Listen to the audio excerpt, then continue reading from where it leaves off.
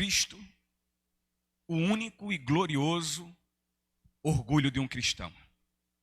Gálatas, capítulo 6, versículo 14. Gálatas, capítulo 6, versículo 14. Diz assim a palavra de nosso Senhor: porém, de maneira alguma eu devo me gloriar, exceto na cruz de nosso Senhor Jesus Cristo, por quem o mundo está crucificado para mim e eu para o mundo. Então, queridos, o nosso querido irmão, o apóstolo Paulo, ele vai finalizando, ele vai encerrando aqui a carta e trazendo a graça, a lembrança. Trazendo a lembrança como algo que jamais devemos esquecer.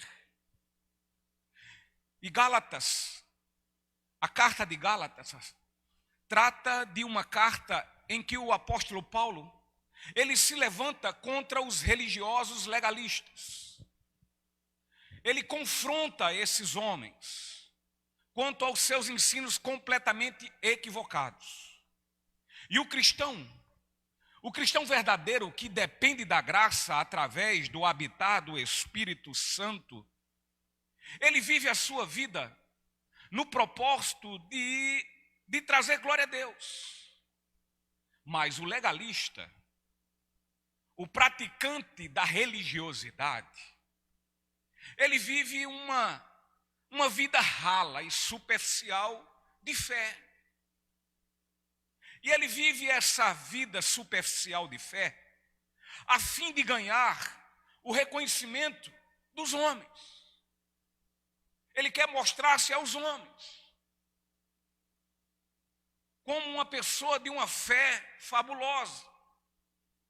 Infelizmente, é uma triste e grande verdade.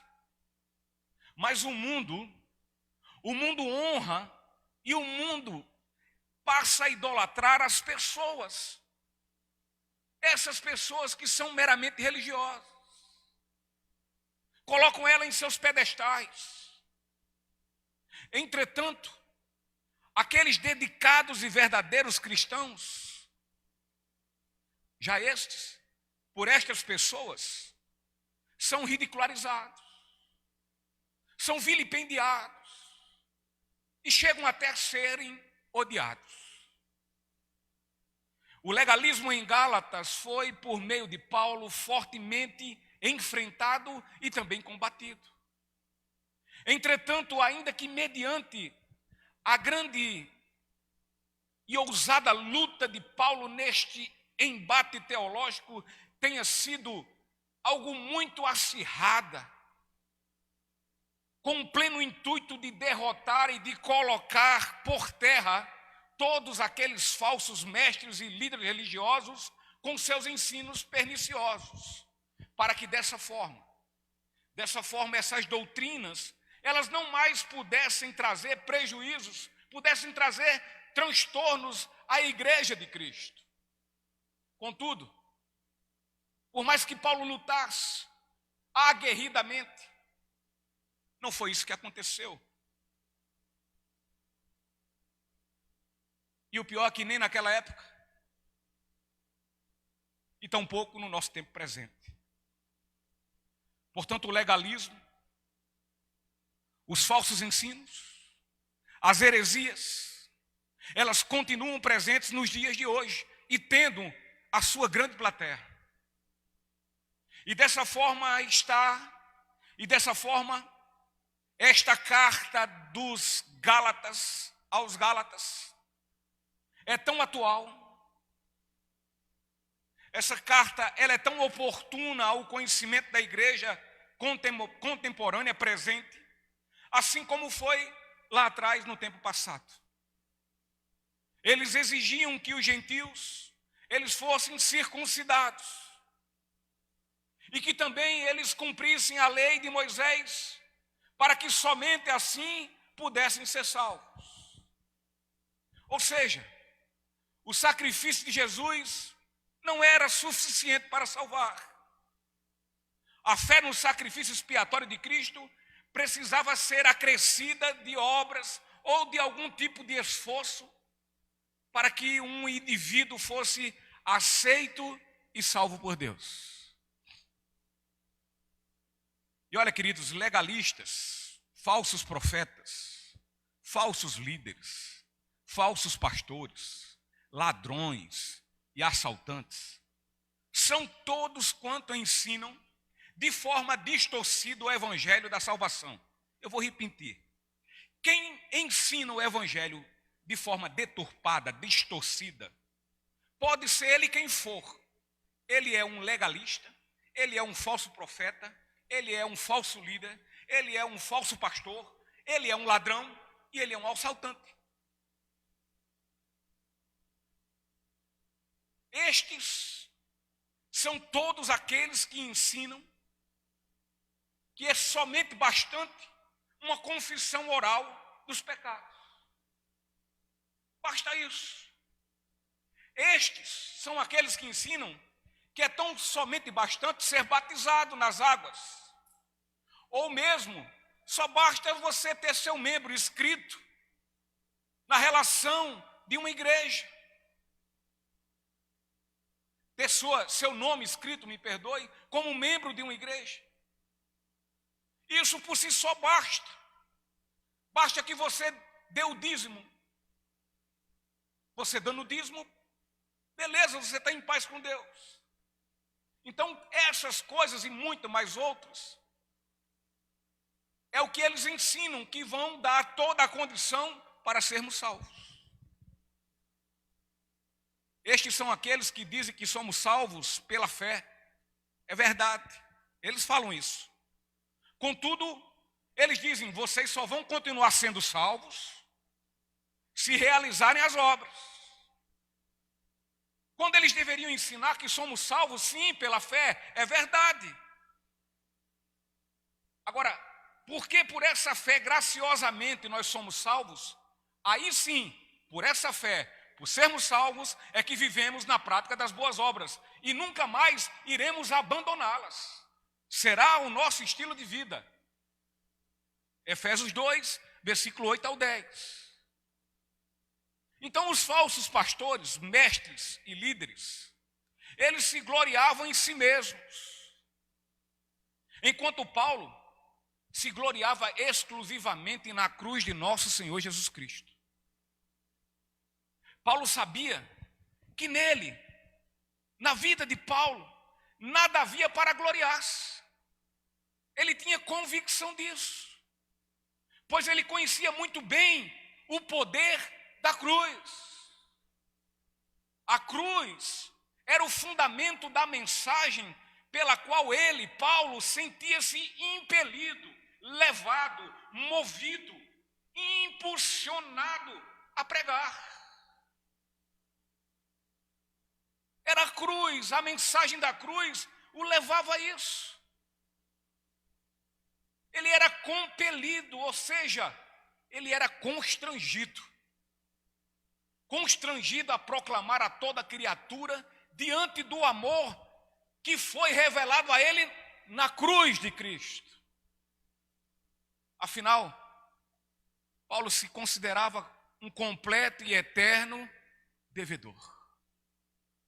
Diante, então, queridos, do que aqui expomos, diante do que até aqui falamos, eu quero, juntamente com todos vocês, observarmos de forma muito séria e serena ricas verdades para as nossas vidas neste texto de Gálatas que vamos agora apreciar, compreendendo do versículo 12 ao 14. E a primeira verdade, ela tem toda uma relação com a cruz de Cristo. Porque na cruz de Cristo, nós temos indizível e gloriosa alegria de termos sido mortos para o mundo e o mundo morto para nós.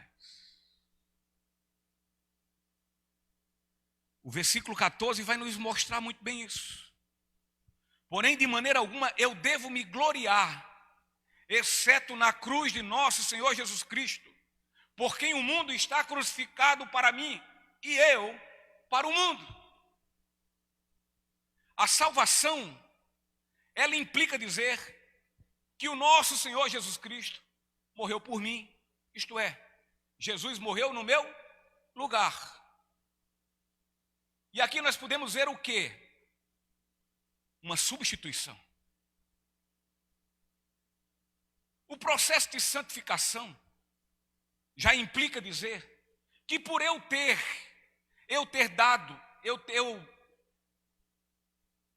ter crido no sacrifício de Cristo, e por isso eu fui salvo. Então agora não vivo mais eu, mas Cristo é que daí por diante vive em mim, pois quando Ele morreu por mim, eu também com Ele morri. E nessas duas coisas que falei, aqui vai implicar, primeiro, a salvação, e aqui eu estou me identificando com Cristo. E nessa caminhada de salvação até a identificação nele, existe o processo gradual da santificação. E isto é o que o apóstolo Paulo falou sobre sua própria crucificação lá atrás, anteriormente.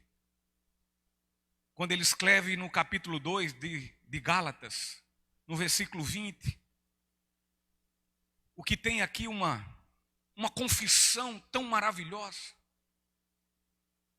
e que muitas vezes dizemos sem nos tocar o que estamos falando. Quando o apóstolo Paulo ele fala assim: fui crucificado com Cristo. Assim, já não sou eu quem vive, mas Cristo vive em mim.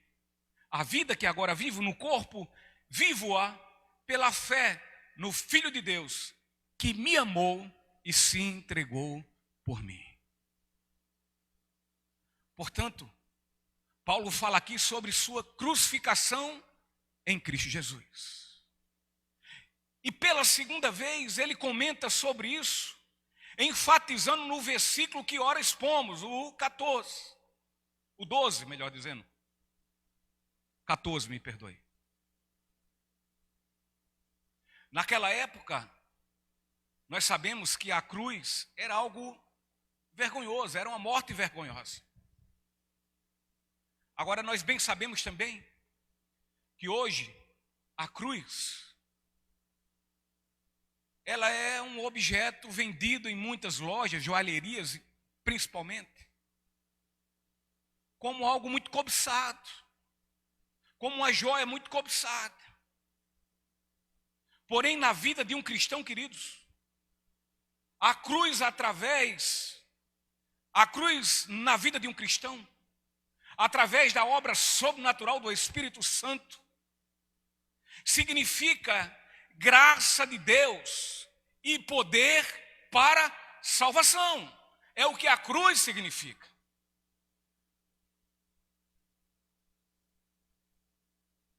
No entanto, a religião, em sua religiosidade legalista, faz com que as pessoas vejam na cruz um simbolismo muito medíocre, muito simplório, algo muito barato, por mais que tenha sido comprado muito caro, por mais que o ouro com que aquele crucifixo, com que aquela cruz tenha sido comprado, seja ela com Cristo ou sem Cristo nela, muitos fazem dele um simbolismo muito baixo, muito reles, muito simplório, muito barato, muito nada.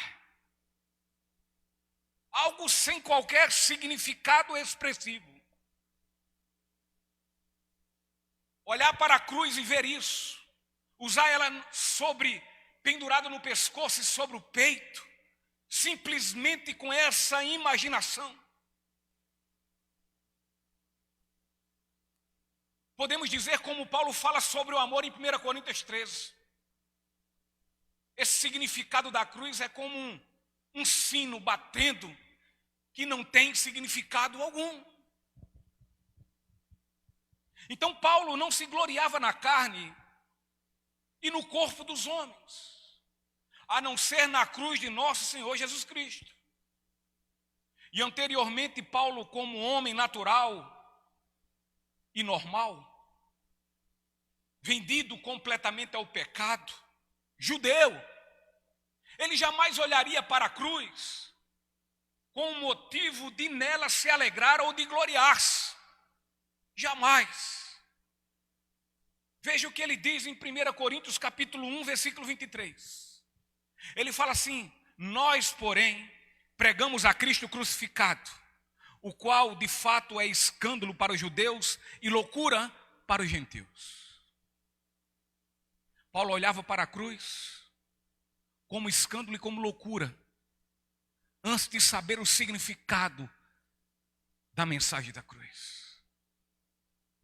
Paulo olhava para a cruz e tinha ela como algo repugnante e sem nenhuma lógica, algo muito desconexo.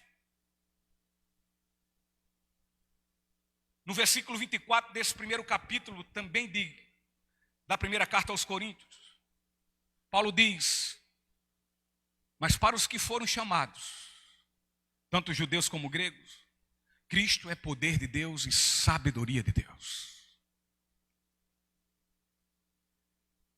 Mas agora Paulo, como homem espiritual, Paulo agora como homem que teve seus olhos e ouvidos abertos para ver e para ouvir, agora ele entende que o que lhe parecia loucura tornou-se em Cristo Jesus sabedoria de Deus para a sua vida e de todo o que crê, ou seja, justiça, santidade e salvação.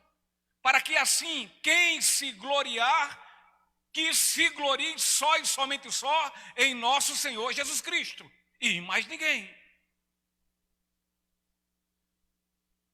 Então a cruz, ao mostrar ao pecador o sacrifício de Jesus, com todo o seu sofrimento e propósito,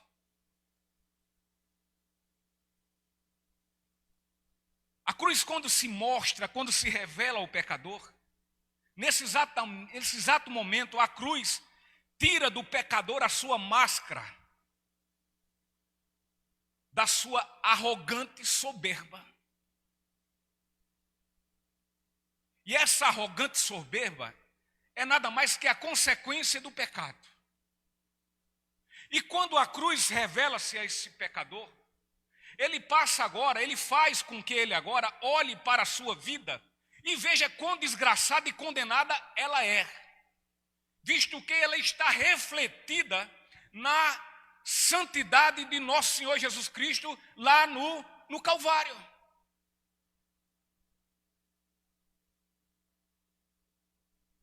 E quando ele vê dessa forma, ele entende de uma vez por todas que se não fosse ele ter visto Cristo assim, dessa forma, como o Senhor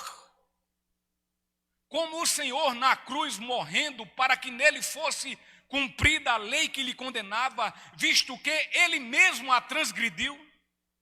Portanto, quando ele vê assim e entende assim, ele verifica que jamais poderia ele, um pobre, miserável pecador, ter êxito e vitória sobre o seu destino condenatório ao inferno. Ele não tem como ver isso. Portanto, nenhum indivíduo, preste bem atenção, nenhum indivíduo terá a capacidade de ver na cruz de Cristo, em seu sacrifício, sua gloriosa e sublime misericórdia, compaixão e amor, sem que antes veja nela, na cruz, o seu mais completo estado de desgraça e de depravação.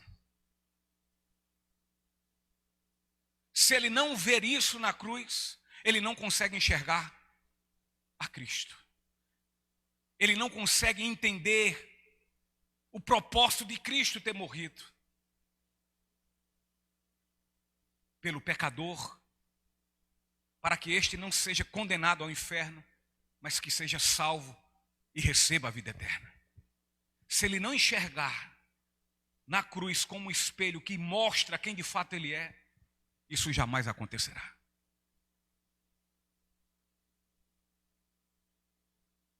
Muitos gloriam-se por suas vidas e gloriam-se cheios de muita empáfia, considerando-se merecedores dos mais honrosos prêmios. Os falsos mestres, eles assim se consideram. Contudo, Paulo tem plena certeza que não, pois se há algum motivo de profunda alegria em gloriar-se, é somente na cruz do seu Salvador. Ou nos gloriamos em nossas vidas, ou nos gloriamos na cruz de Cristo. Não há como gloriar-se nas duas e nos dois. Não há como servir a dois senhores.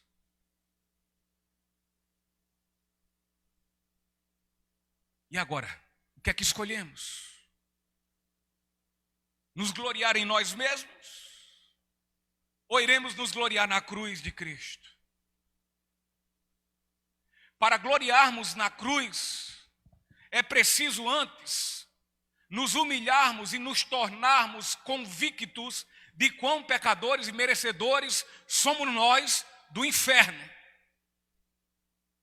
Para que assim, e somente assim, recebamos por graça a salvação e diante de tão infinita misericórdia, passemos a nos alegrar, glorificando ao Senhor todos os dias de nossas vidas e nos gloriando somente na mensagem da cruz, na cruz de nosso Senhor. Paulo diz, por meio da qual o mundo foi crucificado para mim e eu para o mundo. Quando uma pessoa é salva, sabe o que acontece? O mundo lhe dá a Deus. E aquele que foi salvo, ele dá a Deus ao mundo.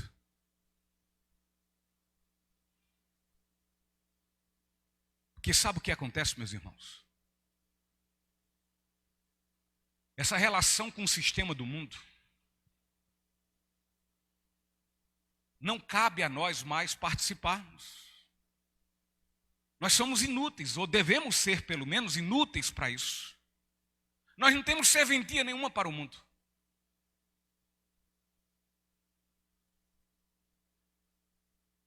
Uma pessoa salva, ela não serve mais para o mundo, ou seja, ela é completamente inútil ao mundo. Uma vez salvo, não há harmonia desse indivíduo que foi salvo com o mundo. Não há como. Os pensamentos são mudados. Há uma metanoia, uma grande metamorfose, que por vezes nós aludimos e fazemos a comparação como a metamorfose de uma lagarta para uma borboleta. Assim é a vida de quem foi salvo. Ele muda. Porque afinal, aquele que agora é iluminado pela luz, que antes era inacessível para ele, a luz de Deus que antes lhe era inacessível, mas agora passa a lhe ser acessível por conta de quê? Por conta da cruz de Cristo. Este agora é luz. Agora me diga uma coisa, a Bíblia diz, como pode haver comunhão entre luz e trevas? Não há como. São pensamentos distintos. Um pensa no mundo, o outro pensa nas coisas espirituais. Um está com seus olhos focados na terra, o outro no céu.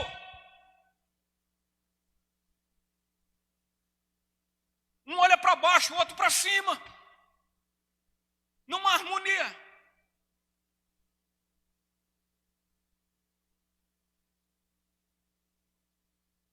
Como pode haver harmonia ou comunhão entre a justiça e a injustiça?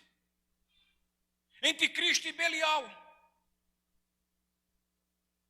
Que parte tem um crente, que parte tem um cristão com um infiel, ou seja, com um incrédulo? Não cabe. O apóstolo Paulo fala, o mundo foi crucificado para mim. Então Paulo aqui afirma não que ele crucificou o mundo, mas que por meio da cruz de Cristo, através da ação sobrenatural do Espírito Santo, foi realizada uma obra transformadora, estupenda e maravilhosa em sua alma. Paulo aqui quer nos dizer que os prazeres, que as cobiças dos olhos e da carne, as honras, vaidades, poder, dinheiro e todos os valores meramente humanos e mundanos, os quais militam e guerreiam constantemente para levar os seres humanos para longe de Cristo Jesus, para ele, para Paulo, perdeu todo o encanto, perdeu a magia.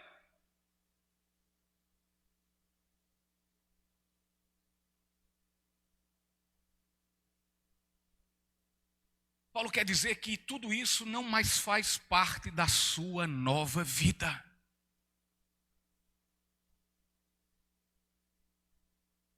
Ele expressa muito bem isso lá em Filipenses, no capítulo 3, versículos 7 e 8, quando ele diz: mas o que para mim era lucro, passei a considerar perda por causa de Cristo. Mais do que isso, considero tudo como perda, comparado com a suprema grandeza do conhecimento de Cristo Jesus, meu Senhor, por cuja causa perdi todas as coisas. E ele diz que essas coisas que ele perdeu, ele diz no final desse versículo 8, ele diz: para mim eu considero tudo como esterco, para poder ganhar a Cristo. Para mim não tem valor algum, se assim é para ganhar a Cristo. Não que ele faça algo para ganhar a Cristo, mas porque ele ganha a Cristo, ele quer viver segundo a vontade de Cristo.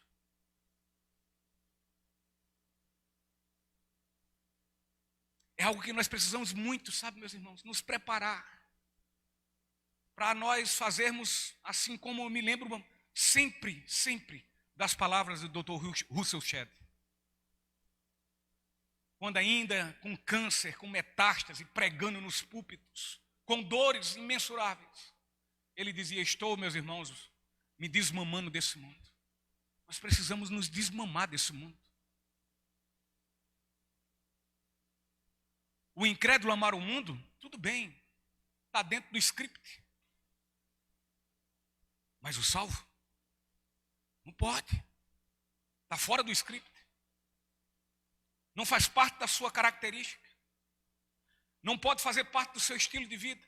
Agora é outro, transformado, nova criatura.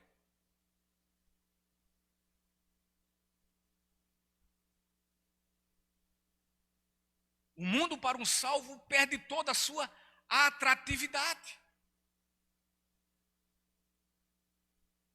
A explicação é muito simples. Antes de ser salvo,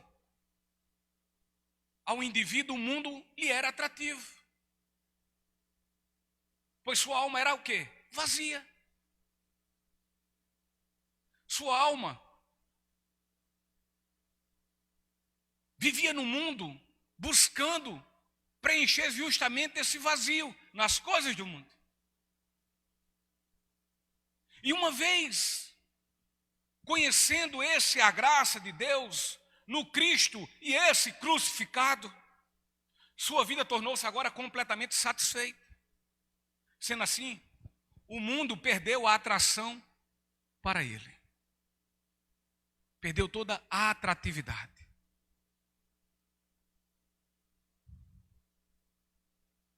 Paulo diz: o mundo foi crucificado para mim.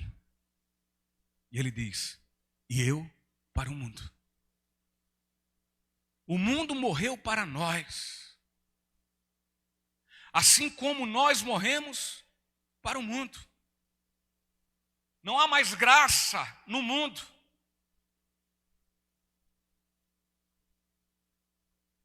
E tampouco o mundo em nós. É preciso perceber que quando Paulo diz que o mundo foi crucificado para mim, ou seja, está morto para mim, ele não quer dizer que o mundo desapareceu, não. Ele não quer dizer que os costumes, preceitos, filosofias, ideologias desse mundo não existem mais. Não, ele não vive essa fantasia.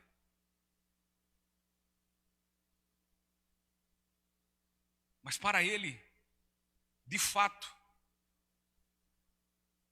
ele pensa como se não existisse. Está aí. Mas a tudo isso, a essa filosofia, a esses critérios, a essa forma de viver, a esse estilo de vida, aqui está toda a minha indiferença. Pois mediante o poder da cruz, o mundo que tinha poder sobre a vida de Paulo, agora não tem mais. E na vida de todo aquele que conheceu a Cristo, o mundo que tinha poder sobre sua vida, agora não tem mais, não pode ter mais. Agora lembre-se que isso não se refere ao mundo que trata lá em João 3,16. Que diz que Deus tanto amou o mundo, aquele mundo são pessoas, não é o sistema, não são as filosofias, não são os critérios, não são o meio e o estilo de vida, não é isso, são pessoas. Aquele sim, nós precisamos amá-lo com os olhos de amor de Cristo, apresentarmos a Ele Cristo, apresentarmos a graça que veio graciosamente a todos nós. Não é este mundo aqui que nós estamos referindo, que nós não devemos olhar, que nós devemos ser indiferentes. Não é esse mundo. Não é o sistema. Não são pessoas, mas o sistema. A forma de viver. Agora nos resta parar e perguntar, como estamos vivendo? Que estilo de vida temos? O que Paulo está falando aqui, ao mundo que Paulo se refere, é o mundo que ele não deve mais amar. Assim como nada que existe nesse mundo. Nem seus critérios, nem o conteúdo das suas filosofias.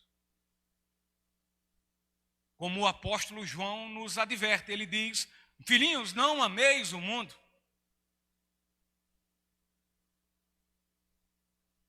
Então, queridos, Paulo rejeita todos os seus conceitos e princípios do sistema do mundo. E sendo assim, o mundo já não lhe é atraente. E, consequentemente, o cristão não é uma pessoa atraente para o mundo, se ele viver a vontade de Deus.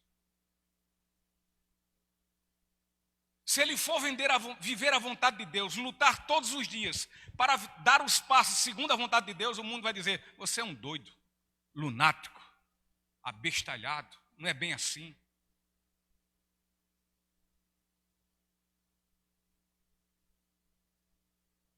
Isso é a vida de viver. Que alegria você pode viver nisso, vivendo dessa forma. Ou seja, o mundo não vai entender absolutamente nada. E porque você escolheu viver segundo a vontade de Cristo, você vai viver caminhando, como eu sempre digo, num caminho na contramão.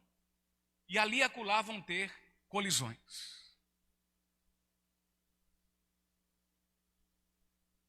Dessa forma, uma vez salvo através do poder da cruz de Cristo, Paulo afirma que o cristão agora está livre para viver no mundo, pois não necessita mais temê-lo nem adorá-lo. Afinal, ele foi liberto. Então nós não temos nenhuma harmonia com as trevas. A relação que nós temos que ter é uma relação cristã. A relação que devemos ter com o mundo é uma relação como embaixadores de Cristo, promovendo a reconciliação das pessoas com Cristo, como assim foi promovida em nossas vidas, de forma misericordiosa e graciosa.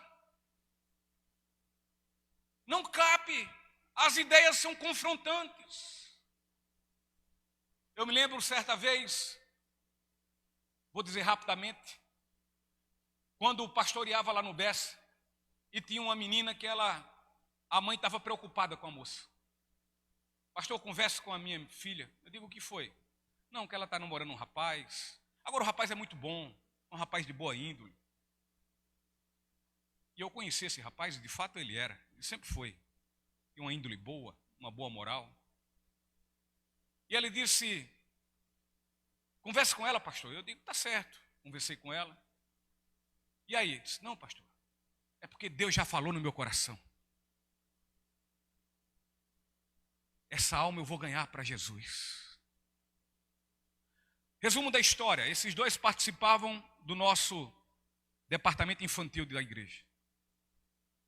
Ele, de fato, teve um dia que me chamou, quando eu cheguei na igreja, pastor, o senhor prega hoje? Eu digo, prego. Pois olha, no final eu vou entregar minha vida a Jesus. Eu digo, beleza. Coisa boa, dei um abraço nele. Na época a gente podia abraçar. E assim foi, eu o batizei, ele confessou Jesus como seu único e suficiente Salvador. Mas depois de muito tempo, os dois faziam parte do departamento infantil, ajudavam lá. Quando foi daqui a pouco, lá vem a menina falar comigo, a mãe estava preocupada e etc, porque agora o rapaz não queria mais. Não, esse negócio de igreja todo domingo, isso não precisa ser assim. Nós temos que viver nossa vida. E outra coisa, né? Ele queria ir para o colégio e queria lanchar fora da hora do recreio, se é que vocês me entendem. E a menina, pastor, e agora o que eu faço? Eu digo, dê um chute. E deixa eu conversar com ele. E assim fui conversar. Enfim, não vou chegar para o mérito da conversa, mas uma coisa é certa, precisava ainda na vida desse rapaz, como ainda hoje, até pouco tempo conversei com ele, nascer de novo. Então não há relacionamento entre quem é da luz e quem é das trevas. E quando eu estou falando das trevas, não é forma pejorativa. Eu não quero magoar ninguém. Porque um dia eu vivi isso. E não sou melhor do que ninguém. A diferença entre eu e o maior pecador que possa existir, o pior traficante que possa existir, assassino, seja o que for, a única diferença que tem ele em mim e este pecador, é só porque a graça de Deus veio sobre minha vida. E outra coisa, não porque eu mereci, de forma misericordiosa e graciosa. Eu não merecia. Então não tem como haver. O grande problema é que as pessoas querem fazer de exceções regra. Mas via de regra, esse tipo de coisa dá errado. Mas enfim.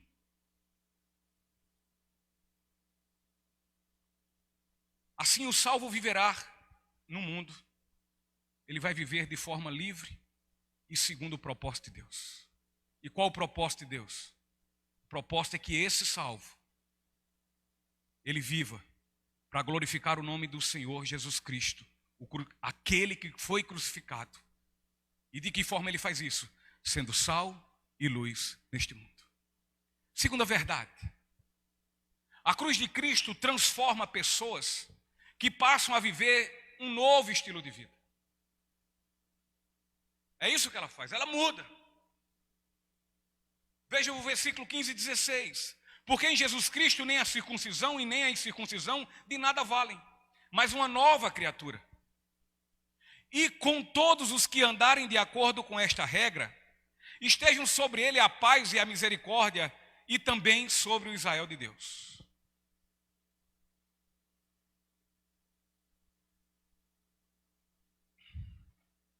Paulo quer aqui dizer que a grande importância da cruz de Cristo é que ela nos transforma e, portanto, ela nos faz nova criatura. O evangelho revelado na pessoa de nosso Senhor Jesus Cristo, pregado na cruz, ele muda uma vida daí para frente. Uma vez que esta vida se prostra aos pés da misericórdia e da graça da cruz, esse passa a ter um futuro modificado em Cristo Jesus. A cruz de Cristo, ela transforma um indivíduo numa nova pessoa. E quando ela faz isso, ela o conduz por um caminho de constante transformação, a fim de que se assemelhe o máximo, com Cristo crucificado, com o seu Salvador, com o Senhor da sua vida. Então Paulo ele expressa a sua convicção na cruz, afirmando de forma categórica que nada é mais valioso para a sua vida que a salvação por meio do Cristo crucificado. Portanto, tudo mais quanto os homens inventarem sobre ritos, costumes, normas e dogmas eclesiásticos, assim como a salvação por meio da circuncisão e por obras humanas, nada disso tem qualquer significado. Gálatas capítulo 5, versículo 6, olha o que diz: porque em Jesus Cristo nem a crucificação, nem a incircuncisão vale alguma coisa, mas a fé que opera pelo amor. Ou seja, não é o ato de circuncidar, não é isso que vai nos fazer sermos aceitos por Deus, nem tampouco o de não se circuncidar, que isso vai nos fazer sermos rejeitados. O que importa para Deus é como olhamos para a cruz de Cristo e como nós nos vemos nela. Isso é o que importa. Se olhamos para a cruz e na cruz de Cristo enxergamos a misericórdia e a graça de Deus, isso só se dá porque vimos nela o reflexo da nossa vida pecaminosa, condenável, e assim de forma humilde nos arrependemos. Acontecendo esses dois fatos, somos agora transformados. Isso são coisas que acontecem ao mesmo tempo, seguidas. Reconheço a minha vida desgraçada e reconheço um Cristo Santo que se deu por mim. E nesse momento que essas duas coisas acontecem, nova criatura és. As coisas velhas passaram e eis que tudo se fez novo.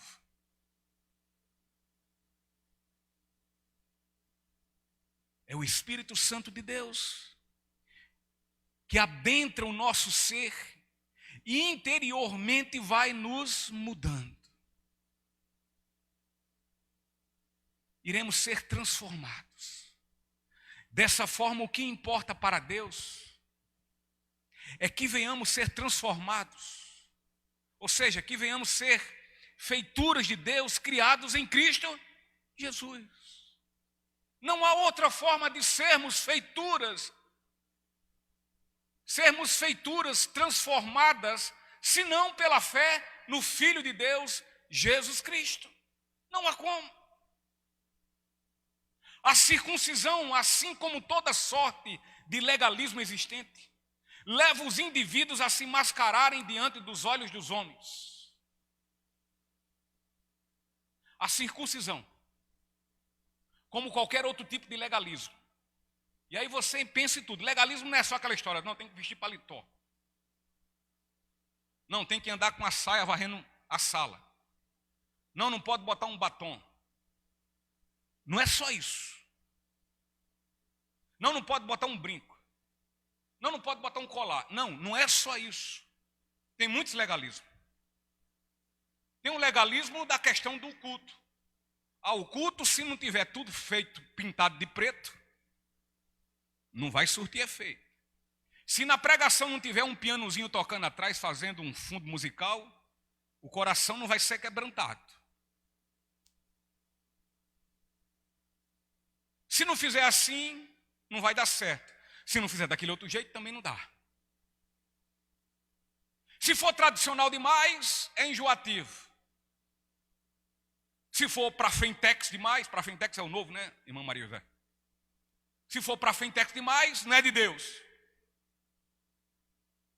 Não é isso. Isso tudo é muito legalismo.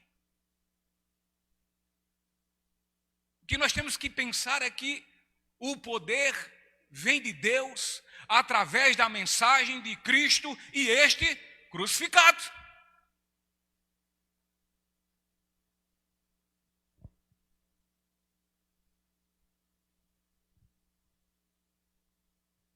Porque quando as pessoas são convertidas dessas formas, elas se mascaram.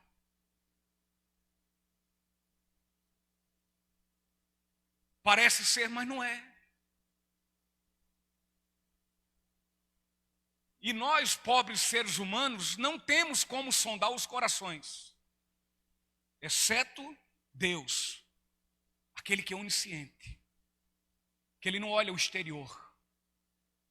Ele não olha se a igreja tem ar-condicionado ou poltronas luxuosas. Ele não olha se o pastor, que o pregador que está pregando, ele está de paletó e numa roupa boa e bonita. Mas ele olha o ser interior. Ele vê se estes, que assim estão prestando culto, que assim dizem professar a fé nele, são verdadeiros adoradores. Aqueles que o adoram em espírito e em verdade. Que são sinceros com ele. Que não se camuflam diante dele. Que se mascaram diante dos homens, pensando que podem enganar a Deus. Então, esse tipo de legalismo, entre tantas outras coisas, mascaram a vida de um ser, de um indivíduo, diante dos olhos dos homens. Agora, a regeneração é a única verdade da genuína conversão. Uma verdadeira conversão é aquela onde existiu regeneração.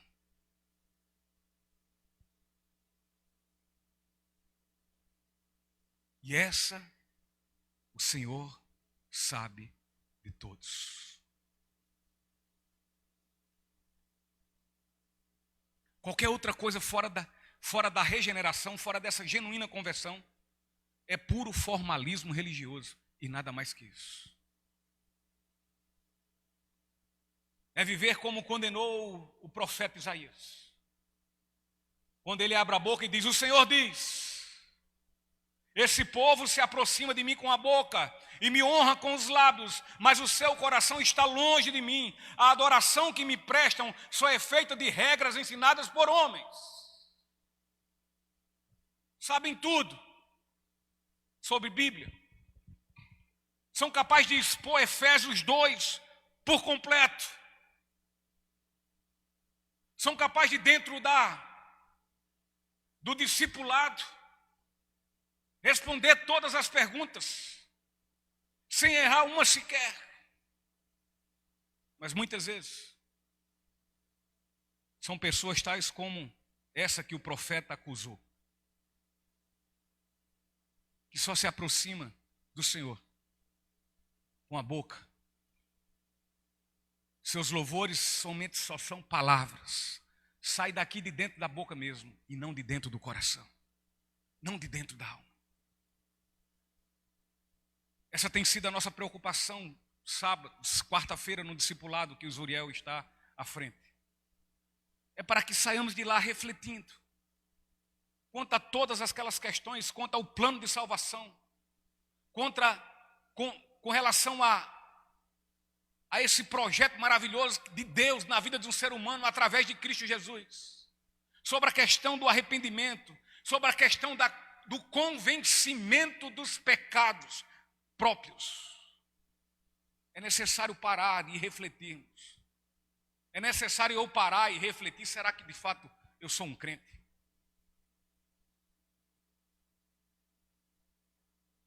O modismo das igrejas da época presente, deste momento presente, vivem essa mesma religiosidade da época dos profetas. Vive a mesma religiosidade da era antes da reforma. Ou seja, com os cultos antropocêntricos, ou seja, o homem é o centro. O culto é para o homem, não para Deus. O culto é para agradar quem está aqui e não para agradar ao Senhor. A palavra é dada aqui para massagear os egos e não para confrontar os pecadores com os seus pecados.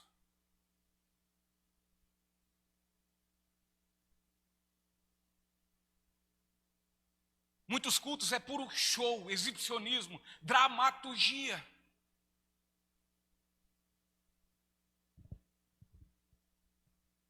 É um culto que pode ter muito movimento, mas é um culto morto, sem vida.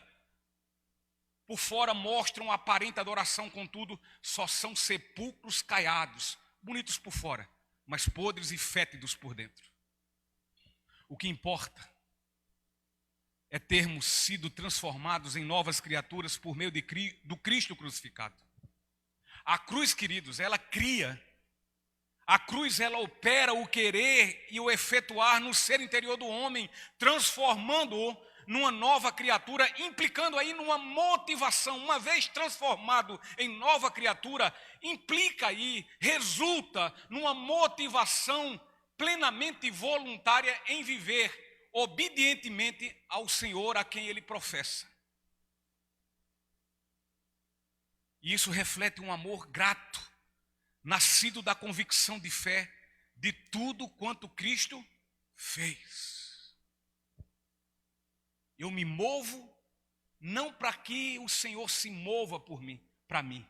Eu me movo porque ele já se moveu desde a fundação do mundo.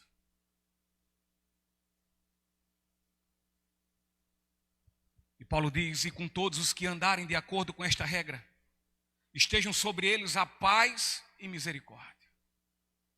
Quando o apóstolo Paulo refere-se a todos quanto andam conforme a regra, este andar conforme esta regra quer dizer andar conforme o Evangelho. O Evangelho é um modo de estilo de vida que todo nascido de novo deve exercer. O Evangelho é o alicerce e o fundamento de sua vida, da vida do nascido de novo. Todos que são transformados pela cruz de Cristo, esses estabelecem como regra para a sua vida o Evangelho. Pois foi somente nele, no Evangelho, que encontraram paz e misericórdia, e somente nele continuarão a encontrar paz e misericórdia.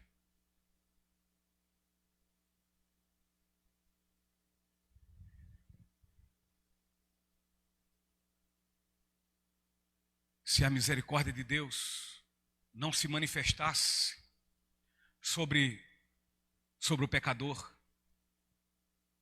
gente, não havia qualquer possibilidade deste passar a desfrutar da sua paz. A misericórdia de Deus manifesta-se na vida do pecador, e essa misericórdia se manifesta através do seu amor, e um amor incondicional. Ele ama, Deus ama o pecador sem condicionantes. Para que dessa forma graciosa, o seu favor na cruz derrube a barreira da inimizade e assim diante da reconciliação passe o pecador até paz com Deus. E tendo paz com Deus, venha desfrutar da paz de Deus. E Paulo diz: e também sobre o Israel de Deus. Paulo aqui quer dizer o seguinte: portanto, todos quanto andem em harmonia, todos que andem em consonância com esta regra, ou seja, com o Evangelho, paz seja sobre todos vocês, e também misericórdia. Agora, quem são estes? Quem são estes que Paulo diz? Exatamente o Israel de Deus, a sua igreja. E a terceira verdade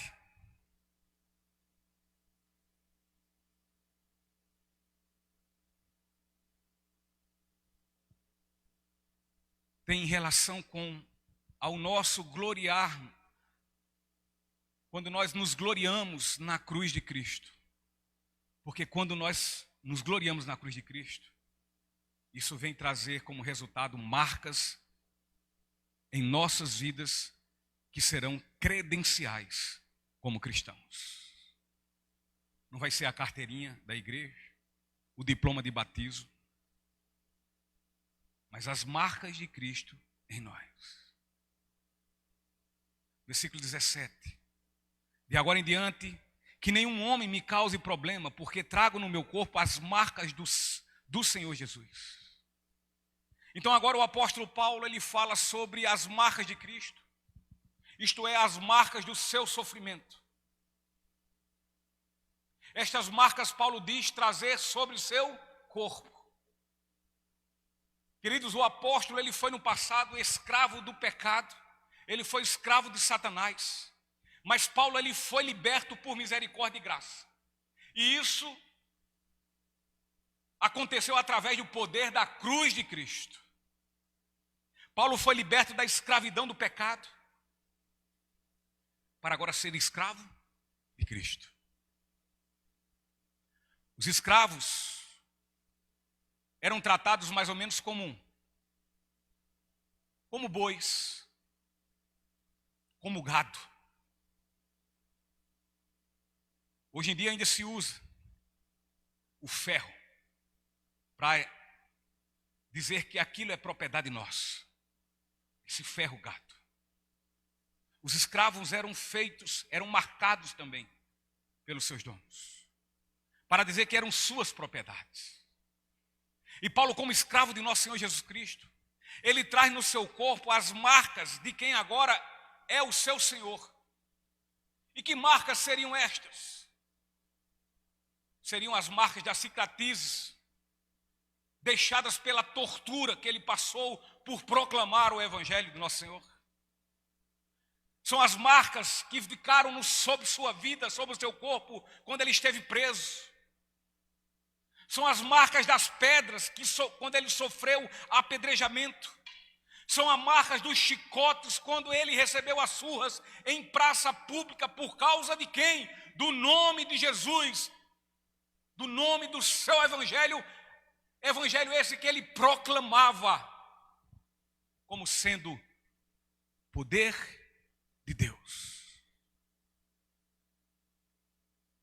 Este apóstolo, que foi salvo graciosamente como qualquer outro pecador e salvo pela cruz de Cristo, tinha como suas credenciais o testemunho de sua vida, que era marcada em seu corpo através de sofrimento, nas muitas perseguições sofridas por amor de Cristo.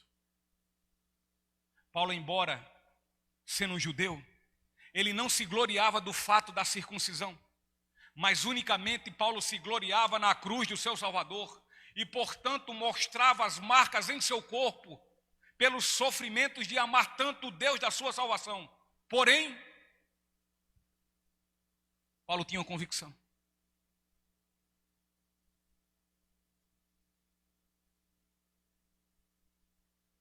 Tinha convicção de que o amou tanto, amou o seu Senhor tanto, mas ele só o amou porque antes, pelo seu Senhor, ele foi muitíssimo amado e perdoado.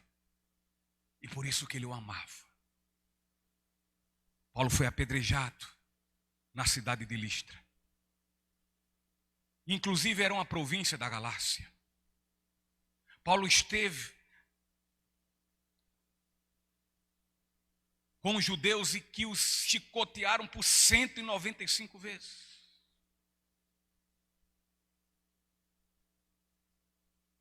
Paulo foi encarregado de levar esse evangelho e por levá-lo com amor, grato em seu coração, ele foi encarcerado por várias vezes, ele foi preso em Roma, ele foi preso em Filipos, ele foi preso em Cesareia, ele foi preso em Jerusalém.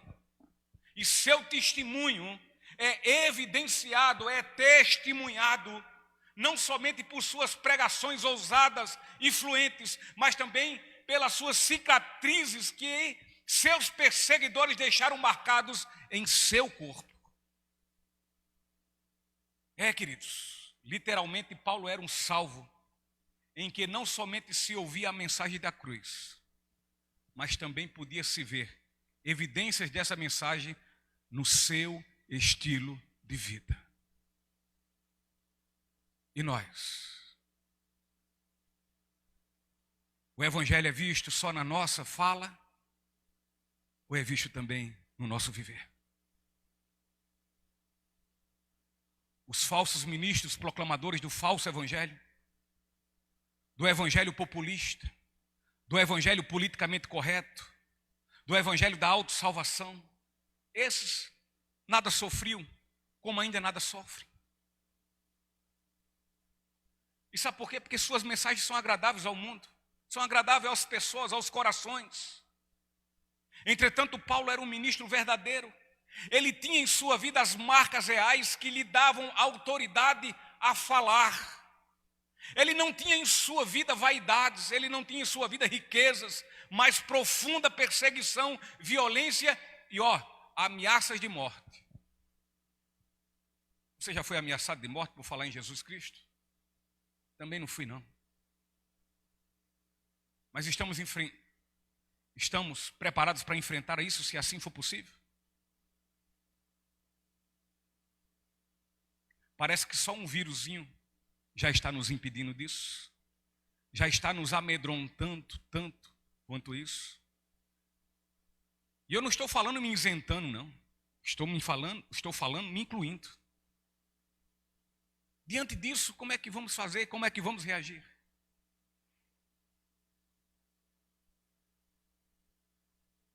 Agora, toda essa vida de Paulo refletia somente uma coisa: a sua comunhão com Jesus, o Cristo crucificado. E ele diz: de agora em diante, que nenhum homem me cause problema. As verdades sobre as doutrinas da graça haviam sido por Paulo defendidas agarridamente. Ele defendeu isso contra as deturpações do evangelho proclamada pelas igrejas da Galácia.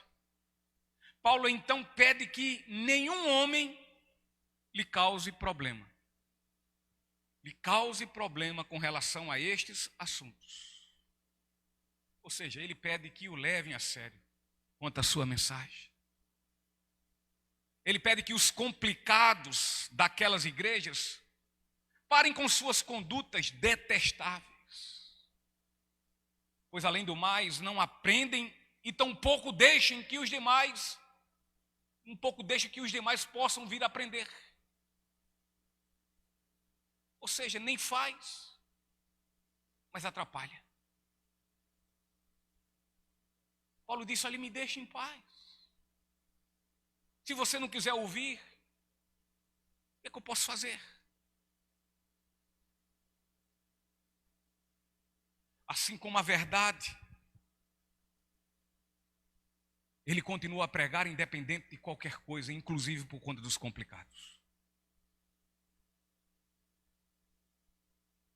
A cruz marcou Cristo e marcou com cruéis cicatrizes. A fidelidade de Paulo pela cruz na proclamação do evangelho, na sua vida trouxe-lhe também perseguições e muitas marcas em seu corpo. Queridos, Paulo tinha profunda alegria nestas perseguições e conflitos. E isso era para ele seu motivo de profundo orgulho. Orgulho.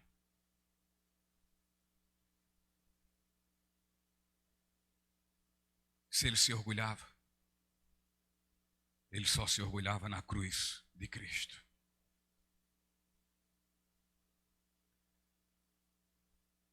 Ministério de Louvor.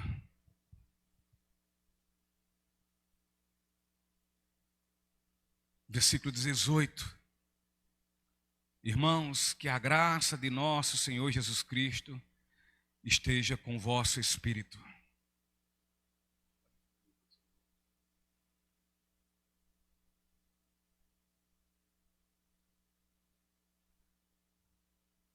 Que a graça de nosso Senhor Jesus Cristo esteja com o vosso espírito. Amém. Paulo termina a sua carta. Termina abençoando com a graça de Deus. As marcas de Jesus estavam sobre o corpo de Paulo. Mas a graça de Deus estava sobre seu espírito. A graça de nosso Senhor Jesus Cristo, ela é a porta de entrada para a vida cristã. cristã. É o portal da graça. É somente através da graça que nós chegamos ao Pai. Que nós derrubamos, não nós, mas Cristo derruba a barreira da inimizade. É somente por meio da graça. A graça é necessária para a nossa caminhada cristã. Porque quando nós olhamos para a graça, podemos saber que temos um Senhor com quem podemos contar em nossas muitas fraquezas. Somente a graça nos basta. Somente a graça nos basta. O Evangelho da Graça é tudo quanto o mundo precisa conhecer. Assim como nós precisávamos e conhecemos e continuamos a conhecer. A essência desta carta, da carta de Gálatas, é a graça. A graça. É como se Paulo dissesse assim: escutem, abram os ouvidos e escutem-me. Essa é a graça. Ou seja, aqui está o amor do qual nenhum de nós merecemos. Nenhum, sem exceção nenhum. Mas é essa graça que fez expiação por nossos pecados. Paulo diz: ei, escutem-me. Essa graça nos acredita a justiça de Cristo. E esta graça, nele, em Cristo, debita os nossos miseráveis pecados. Escutem-me, por favor. Essa graça nos concede transformação pelo Espírito Santo. E assim, somos agora adotados por esta graça como filhos de Deus, através do Cristo e esse crucificado. Sim, é por meio dessa mesma graça que somos sustentados. É por meio dessa mesma graça que somos providos de forças e de capacidade para que tenhamos uma vida de verdadeiras testemunhas vivas, mas também para que encha nossos corações de muita paz, a fim de triunfarmos sobre os momentos mais difíceis, até chegarmos ao grande dia, que receberemos a nossa herança, certa e segura. Portanto, se algo em que, como salvos, você é salvo, meu irmão, você é salvo, minha irmã. Se há algo que, como salvos, podemos nos alegrar e nos orgulhar, que nos orgulhemos alegremente na cruz de nosso Senhor Jesus Cristo, somente nela. Estamos em abril.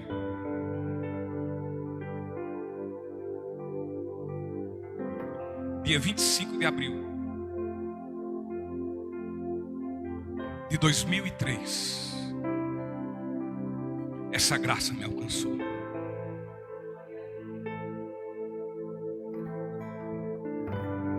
Mais ou menos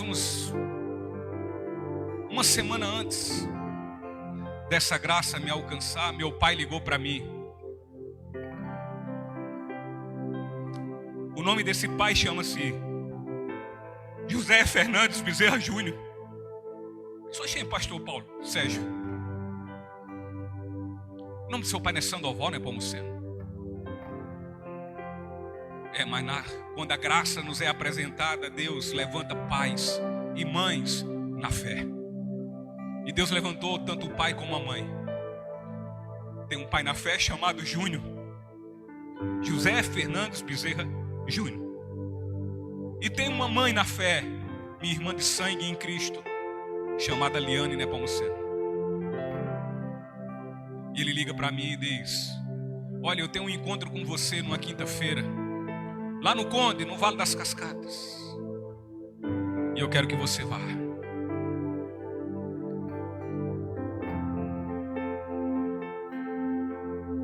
E eu disse: irei. Ele quase nem acredita. Mas na quinta-feira eu fui para lá.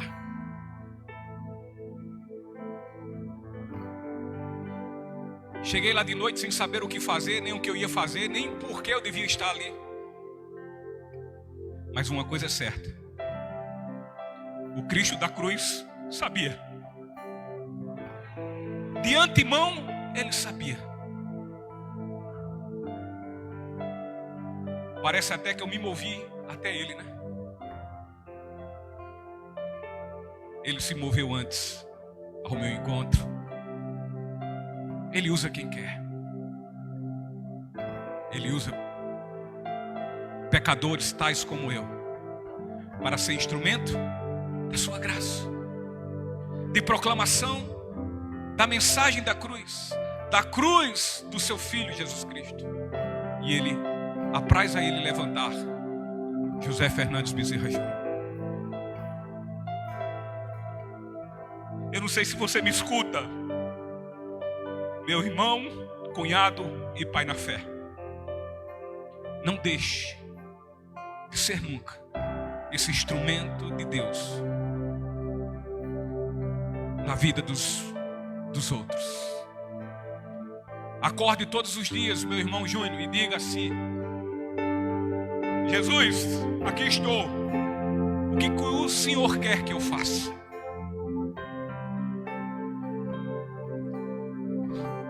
Tenho absoluta certeza que Deus é soberano. Se Ele não lhe usaria qualquer outra pessoa. Mas foi naquele dia em que Cristo mandou o recado por meio do meu cunhado, do meu pai na fé, dizendo: vem que eu terei um encontro contigo. E no dia desse recado, desse encontro, foi a sexta-feira, dia 25, meados de 3 horas da tarde, quando ele usa um instrumento dele também para o louvor da sua glória, o pastor Sérgio Queiroz. É como quem dizendo, naquele momento ele me convocou a ir aos seus braços. Naquele momento ele disse: vinde a mim. Não foi um convite, foi uma convocação. Vinde a mim, porque eu sei como você está cansado e sobrecarregado. Mas olha, eu lhe darei descanso à sua alma. E aqui estou eu, para a glória de Deus, por pura graça e misericórdia, e pela fé, somente a fé, na cruz, mas na cruz de meu Salvador e Senhor Jesus Cristo. Espero que você, que esteja me escutando, no dia de hoje, o Senhor também esteja lhe convocando e dizendo: venha a mim. E se Ele estiver lhe convocando, você só tem 2 opções: ir ou ir. Não haverá outra. Porque Ele é soberano. Uma vez que Ele chama, chamado está. E assim esse homem ou essa mulher levantará-se e prostrará-se diante de Jesus e dirá: obrigado, Jesus, por ter tido misericórdia e graça da minha vida. Vamos ficar em pé, vamos louvar a Deus.